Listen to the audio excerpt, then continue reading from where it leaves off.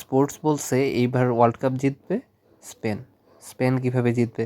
কারণ স্পেন দলে আছে অত্যন্ত তরুণ কিছু খেলোয়াড়।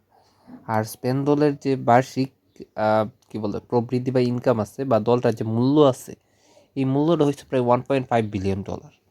গত বছর ব্রাজিলের মূল্য ছিল $1 বিলিয়ন, আর এই বছর স্পেনের মূল্য $1.5 বিলিয়ন। মানে স্পেনের যে বেঞ্চ টিম আছে এটা অনেক দলের চেয়ে দামি খেলোয়াড়। তো এই জন্য স্পোর্টস বলছে যে স্পেনের সম্ভাবনা আছে সবচেয়ে বেশি, কারণ একসাথে তাদের ইয়ং খেলোয়াড় আছে, তারপর দামি খেলোয়াড় আছে, এবং তারা হয়েছে যে ইউরোপে ডোমিনেটেড খেলোয়াড়। যেমন ধরেন যে বার্সেলোনার কথা, ওরা পরপর 2বার লা লিগা জিতছে। তো এই দিক থেকে স্পেন অনেক আগে। এর আগের বছরে এই স্পোর্টস আবার ভবিষ্যৎবাণী করছিল যে 2010 সালে স্পেন, 2014 সালে জার্মানি, 2018 সালে ফ্রান্স এবং 22 সালে আর্জেন্টিনা ওয়ার্ল্ড কাপ জিতবে। এবং এই ভবিষ্যৎবাণীগুলো সফলও হয়েছিল, কিন্তু এইবার এটা যে সফল হবে এমনটা মনে হচ্ছে না। কারণ স্পেন দল শক্তিশালী ঠিক আছে, কিন্তু তারা হঠাৎ করে দুর্বল হয়ে পড়ে, ফর্ম হারায় ফেলে।